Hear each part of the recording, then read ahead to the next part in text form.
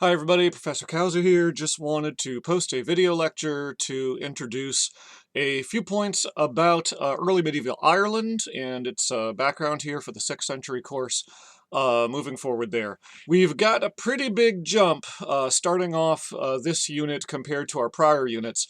As we've seen, the other regions we've been looking at, the Byzantine Empire, Italy, the Frankish Kingdom, all were pretty well rooted in a Roman past, all had a Roman population, people who had been part of the Roman Empire and its provinces, going back in time, Roman institutions and so forth, quite a bit of continuity there, with dealing with barbarian populations like the Franks or the Ostrogoths or the Lombards is a major new variable that they're dealing with in the course of the 6th century. Now we've got quite a big jump going to the British Isles. We'll be looking at Anglo-Saxon Britain in the future, which is back on somewhat post-Roman territory. Ireland, on the other hand, that we're starting off with here in the life of Columba, was an area which was never under Roman rule, had never been a province of the Roman Empire, and was relatively untouched by Roman influence. Roman armies never went there, never conquered it, never governed it in any sense. So Ireland is really quite separate in some ways from the Roman world.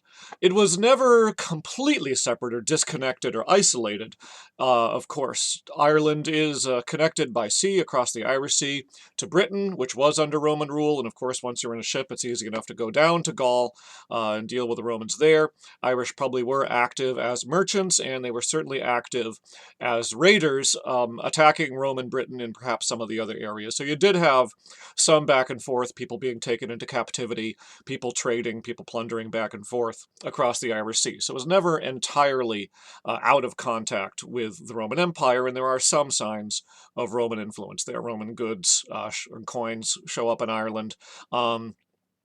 There's a form of script that shows up in late antiquity. It's called Ogham. It consists of just straight lines carved into a stone. Seems to have been an early effort to try to write the Irish language, which you find on both sides of the Irish Sea, and may have been inspired by efforts to imitate Roman inscriptions on stone. So there's some things like that, where you do see signs of influence back and forth between the two sides. But by and large, Ireland, not part of Roman society at all. So what was Irish society like? What is the environment we're coming into here? Literacy largely comes into Ireland with Christianity, so it's only after Christianization that we start getting a picture of Irish society. There is the running issue that you have in many areas of how far you can trust the writings of the Christian era in Ireland with for a reliable account of what things might have been like in Ireland previously. We don't really, there's no perfect way to try and sort that out, although you certainly do have some later writings which attempt to convey what earlier Irish society had been like, and that gives you a starting point to think about. A few things we can say, certainly in the 6th century as you start getting writings come in. One, Ireland was a highly rural society. There were no urban centers. The Romans had not been there to create any.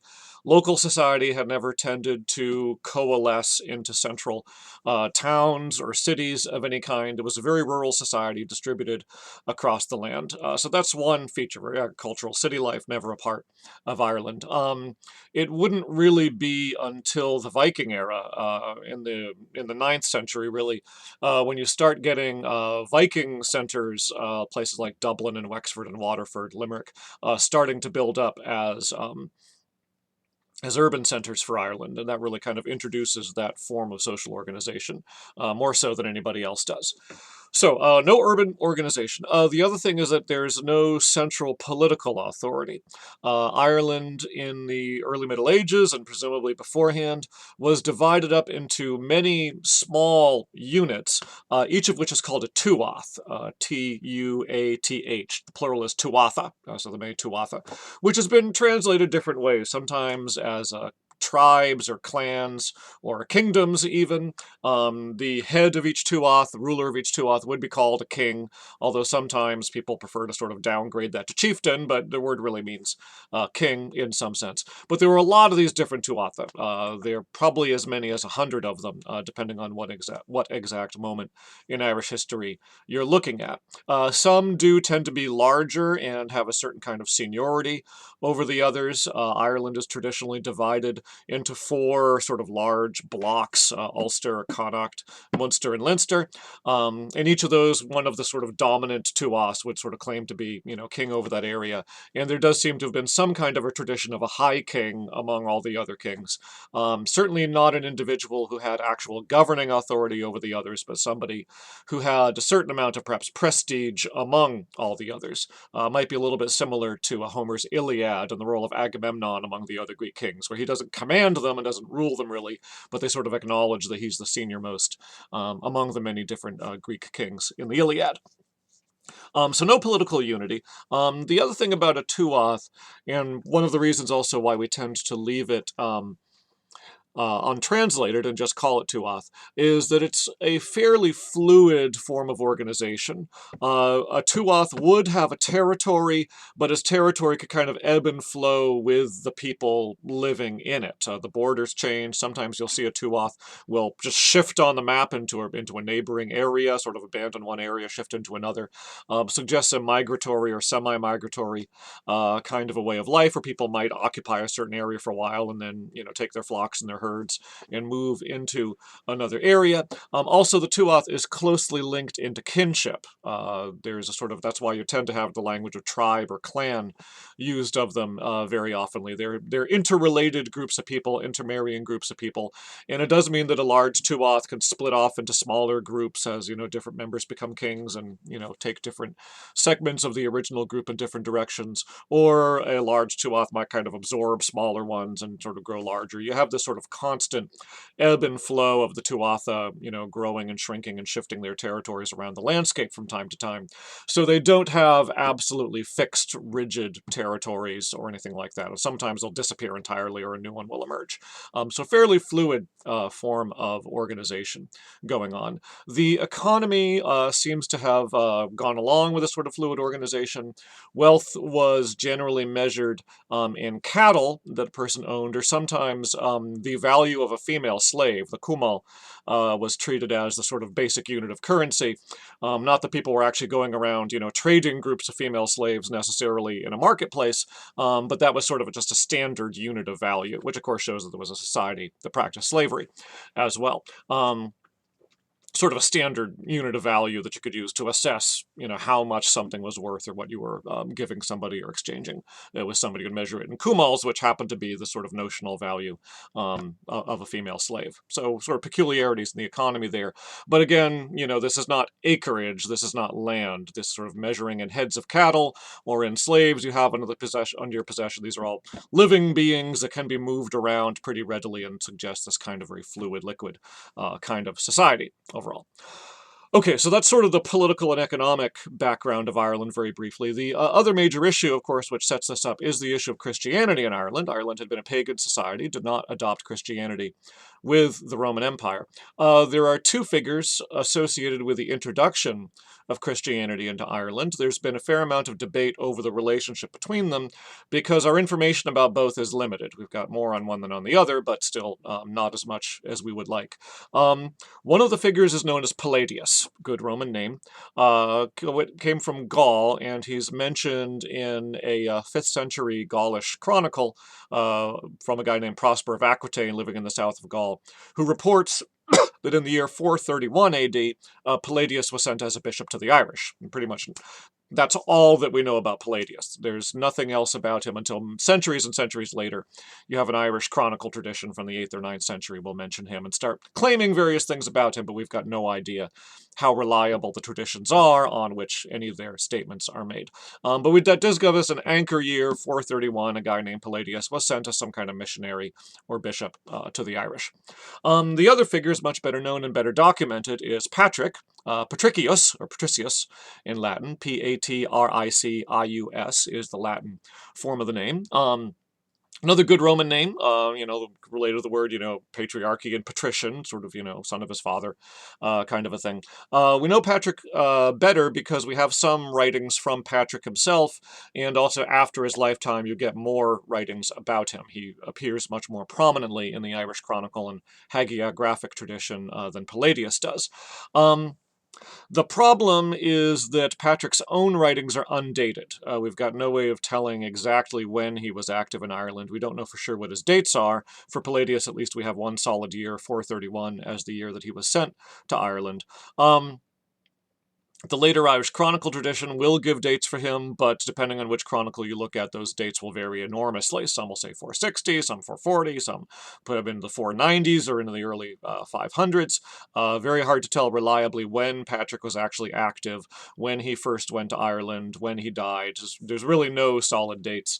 We could say pretty confidently that he was basically a 5th century figure in some sense, but we don't really know for sure too much beyond that. The chronicles and hagiographies will connect Patrick to figures who are better known and where there's less conflict over their dating. Generally, those seem to put him in the late 5th century, kind of in the 490s or right around 500-ish.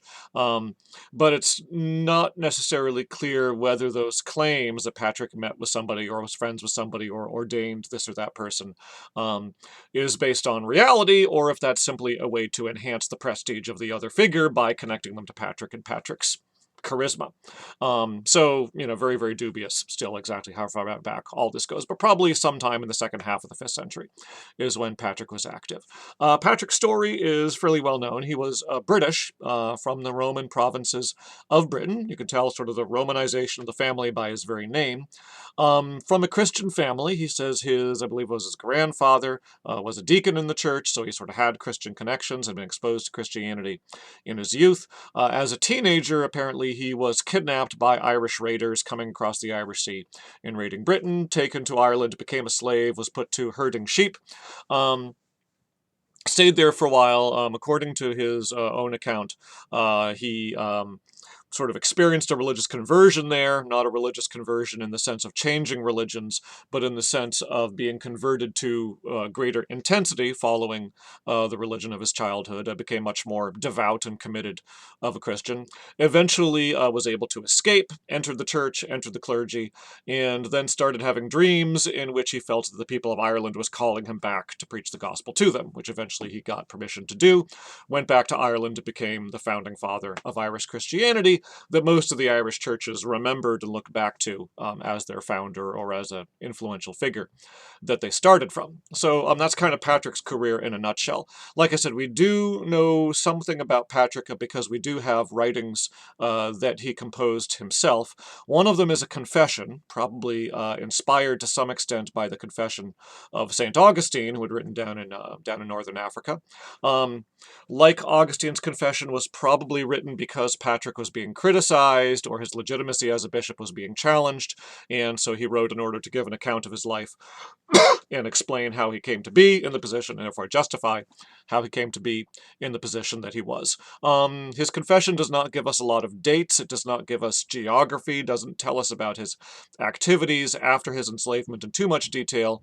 It's more about his visions and experiences and thoughts, and then saying that you could see the work of the Lord in Ireland through all the converts that have come there and the ascetics and monks that have arisen in Ireland. So that's the kind of thing you get out of Patrick's confession. Worthwhile read, and does give you quite a window into his mind.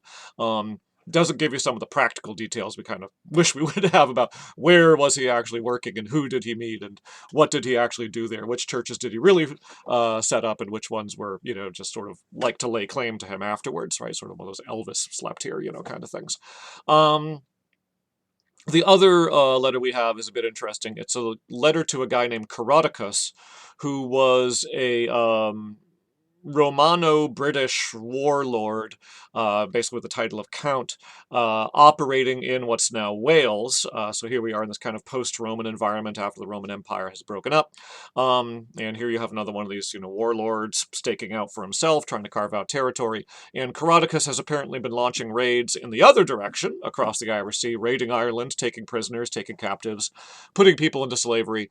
And Patrick is writing to complain to Carodicus and condemn Caroticus for this behavior, because some of the people he's been capturing are Christian converts, and Patrick writing to say it's inappropriate and sinful for a supposedly Christian British warlord to be taking fellow Christians into captivity and selling them into slavery, so he's writing to chastise Caroticus for his sins and tell him to stop doing this kind of thing. So it gives you something of a portrait of the interaction, at least the more violent and negative interactions going on across the English Channel between Ireland and Britain. Okay, so that's Patrick. There's been a fair amount of debate and discussion in the historiography about the character of Christianity in Ireland and areas influenced by it, particularly associated with a scholar back in the 60s or so named Kathleen Hughes, who posited, and she was developing sort of an older idea, she sort of gave it a more modern crystal form, but Hughes basically argued for a distinctly Celtic Christianity, a distinctly Celtic church. Celtic meaning not just Ireland, but arguing that this applies to other Celtic-speaking areas like Wales and Scotland and places like that, Brittany as well. In the idea, the central idea to this Celtic church would be that whereas the continental church, the Roman Empire's type of church, was built on a network of bishops governing the church from central cities over territorial dioceses, Hughes argued that Celtic churches, lacking cities to emerge in, was built instead on networks of monasteries, that the monastery kind of took in and filled the role that on the continent was played by old Roman cities. The monastery took in that role, that you do find bishops operating as sort of necessary for the sacraments, for ordaining priests and things like that. You do find bishops in Ireland, but Hughes's argument is that the bishops are living in the monasteries and are actually subordinate to the abbots of the monasteries. So the real leaders of the Irish Church, in Hughes's view, are not the bishops, as you would find in Gaul or Italy or someplace, but rather are the monastic abbots, and the bishops are more sort of functionaries at the right hand of the abbot, so to speak, performing certain necessary sacramental function, but not actually exercising leadership. So that's a possibility. That's one view that's been argued about from a number of different perspectives. One area that there's argumentation is the term Celtic Church. Is it appropriate and fair to talk about all areas where you happen to have dialects of Celtic languages being the local language and transpose ideas about church order onto that as well? Or should we really think about the various Celtic regions as really being separate? So do we have a Celtic church, or is he was really just talking about an Irish church, right? That would be one distinction. Another question would be this assessment of the role of the bishops. Everybody's agreed there's no cities, you don't have these kinds of continental-style urban dioceses. But the question is, are the bishops really so dependent on the abbots of the monastery as Hughes made them out to be, right? In her view, they're very secondary figures. The abbot sort of has a bishop on his staff as one of his underlings performing certain functions for him. There are certainly some sources. You'll notice when you look in when you read the life of Columba, bishops are not very present in that text. It's a very monastic text. Columba deals with lay people. He deals with his fellow monks. Bishops hardly show up at all and hardly seem to play much of a role, right? So if you take a look at texts like that, the predominance of monasteries would seem to bear out Hughes' assertion there. But you do have other texts, like canon law texts and other things like that, where you do see assemblies of bishops gathering to make pronouncements on canon law and issue collections of rulings for the church and things like that, in which the abbots don't seem to play too much of a role. So it may be that bishops perhaps are resident in the monasteries, perhaps are kind of monastically based, but the assertion that, that the bishops are kind of under the abbot's thumbs and are just sort of, members of the staff that the abbot has at his disposal. It depends on how you interpret the sources and how you prioritize them over each other and which one you think reflects more the reality of life, sort of a matter of how does the text shape the way you think about the reality here very much. So, that's something to bear in mind. Also, of course, the issue of the dioceses. you do have a statement in some sources that will talk about a tuath and sort of the thing that every tuath needs to have, and it'll be every tuath needs a king, every tuath needs a bishop, every tuath needs a monastery, and kind of ties them together. A statement like that would imply that the bishops are bishops of the respective tuatha, and if the tuatha, as I said, are fluid and liquid and tend to come and go and float around, then maybe the bishops do too. But again, it's not entirely clear whether the text that says that in fact, is accurately generalizing about the whole of Ireland over the whole of the early Middle Ages, or did bishops in fact succeed at establishing themselves in more stable territorial dioceses on the continental model than that might indicate, right? That would be a little bit tricky to say, for sure. So there's a lot of debate, partly because of the limitations of our sources about the Irish Church and about the Church of the other areas around it. Okay, at any rate, if you do look at monastic life in Ireland, it's of a pretty ascetic variety. The Rule of St. Benedict is not going to appear in Ireland for a very long time, not until much later. You have a number of different Irish rules. It's more directly inspired by the asceticism of the Egyptian desert and the Syrian desert. It's a little more hardcore of an asceticism in that sense than what you have in a lot of areas. Irish monasteries do vary to a great extent. You do have some that tend to be sort of offshore in remote locations or on islands. There's a famous place called Skellig Michael off the southwest shore of Ireland, which is really just some sort of rocks in the middle of the sea, almost impossible to get to, and would have, although it is a community, there's a number of monks that would live at Skellig Michael. It's it's clearly much more sort of a hermitage sort of a place to withdraw and be isolated from the world and so forth. And Iona, which we're going to be looking at in Columbus' case, is itself also an island, a reputation as a holy island off the west coast of Scotland. At the same time, that's not true of all monasteries. Iona may be on an island, but it's an island which is a pretty easy sail across a channel to get to the mainland of Scotland, and is actually pretty close to the center of power of an Irish dynasty of kings in the process of colonizing Scotland and entering Scotland, and eventually they're going to take over Scotland, called the Dalriada.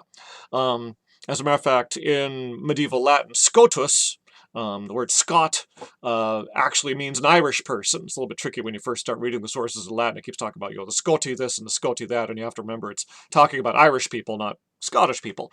Or rather, what we now call Scotland used to be Pictland, and it becomes Scotland as the Dalriada take it over and starts to kind of be colonized and get intermarriage, and what used to be the land of the Picts turns into the land of the Scots, just Scots, Irish, living outside of Ireland.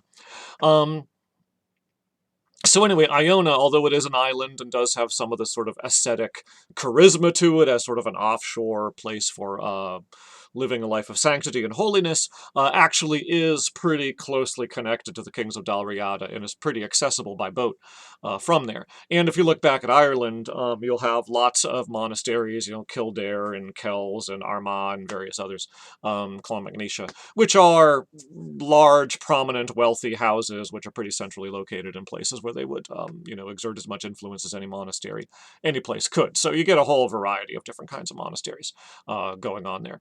One thing about all these Irish monasteries is they tend to group themselves into families, again, very much a kind of a kinship model, but kinship among institutions, called paruchia. P-A-R-U-C-H-I-A, paruchia, or paruchiae. And this is a word, a Latin word, which is actually the same word which is used for the territory of a bishop, his diocese, his jurisdiction on the continent, right back in Gaul or Italy. A bishop would rule a paruchia, another word for his diocese, in which, all the subordinate churches are that he's in charge of. That's where we get the word for a parish church from. The parish church is a church that belongs to the bishop, belongs to the paruchia of the bishop on the continent. But the word takes on a completely different meaning in Ireland. Instead of meaning a bishop's jurisdiction and the territory over which the bishop oversees the local churches, paruchia in Ireland means a network of monasteries. You'll have one large, prestigious, wealthy one that's kind of a mother house, and then you will have all this whole network of subordinate daughter houses spinning off from it and linked to it, and in which the mother house has a certain amount of influence or authority over them. There are 3 major paruchiae, each of them associated with a prestigious saint. St. Columba whose life we're reading about, probably the last one to get established, actually. The mother house is Iona, where you'll see in the life he spends most of his time. But there's a whole network back at home in Ireland of Columban monasteries that Iona oversees, or at least sort of presides among to some extent.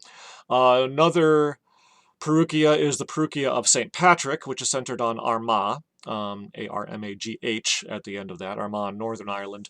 Sort of looks back to today, is where the Archbishop is, sort of the mother house of all Irish Christianity. So the Perugia of St. Patrick, centered on Armagh, and then there's a Perugia of St. Bishop, a female saint, who is at Kildare, which is more sort of central Ireland, a bit more off to the south of Armagh. And you'll have various later hagiographies and texts where, the saints will be depicted, often, totally anachronistically, never could have happened in reality, but the saints will be depicted meeting one another, greeting one another, expressing their friendship, maybe little subtle hints to suggest one of them takes priority over the others. And these things are very much about church politics and trying to make statements about the connections between the various Perugia of Irish Christianity.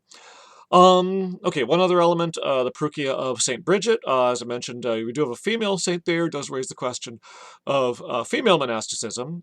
Back in late antiquity on the continent, you do have, and we've seen from time to time, the phenomenon of the consecrated virgin, the woman under religious vows. These are predecessors to later nuns, which are only just starting, the sort of a formal nunnery or a convent organized on the model of a male monastery is only just starting to take shape in the 6th century. The sort of independent consecrated virgin who's more directly connected to perhaps to a bishop or something has been generally much more the norm. But in Ireland, it looks like you're also starting to have the rise of interesting institutions called double monasteries, where you'll have a male house and a female house linked to one another and often under a common head. They'll be segregated from one another. The men and the women do not go through the hours of prayer together or eat together or anything like that. You do have this ascetic concern about celibacy and keeping the men and the women strictly separated. But you will have them existing with common property, governed by a single head. And very often in the double monasteries, that head will actually be female. You'll often have an abbess responsible for both male and female monks and nuns overall and in charge of the monastery's property. So that's sort of an interesting phenomenon. It appears to have arisen in Ireland. The Irish documentation is a little bit iffy. The sort of best documented double monasteries are actually abroad by Irish who have traveled and set up these type of things in other places. So there's some, again, as with everything, there's some debate over them, but seems to have some kind of roots in Ireland. Okay, so we'll be taking a look at the life of St. Columba. I want you to make sure you think about the sort of organization about it. Think about it as a hagiography. Remember the hagiography, this is a form of writing, which is the writing of saints' lives. It's in some senses a subset of biography, intended to write about a person's life. But the goal of it is not so much just to communicate the facts about a person's life, it is rather to show that the person was a saint, often by comparing them to biblical figures, or implying similarities to biblical figures. In that sense, you could have an awful lot of cliche and stereotype and sometimes outright fiction in hagiographies as the hagiographer tries to make the case for the holiness of their subject. But at the same time, hagiographies can vary enormously in their character and their content, based on what sort of features the hagiographer feels are most important and need to be most emphasized in order to stress the holiness of the person that they're writing about. Is it ascetic extremity of devotion? Is it their learning? Is it their institutional role as a leader or a founder of churches or monasteries or such institutions? Is it miraculous power? Is it their capacity for preaching and teaching and winning converts? Various things like that. Some have suggested in some eras, particularly in the early Middle Ages, noble birth, noble blood, may, rather surprisingly to us, may itself be part of the portfolio of your ideal saint, that they come from good family, have good blood, and that there's some implications there. So various kinds of things about it. I want to think about what kind of a saint is Columba, what is Adamnan making him out to be, what kind of a message is he sending about this figure to the church of his own time. Columba was active from the 560s down to the 590s. I think he died right about 590. His biographer, Adamnan, is his successor at the monastery of Iona. Is writing early in the 600s, probably about 610, 620, something like that. So pretty close, a lot of material actually known, a lot of memories of Columba. You'll notice it's a very anecdotal kind of a structure, sort of telling various episodes without any attempt to organize it into a chronological biography or have a plot to it. But you're kind of collecting the various stories about the founder of the monastery and committing them to writing, and you want to think about how it's organized and what he's trying to do. Okay, thanks very much, everybody. See you on Monday.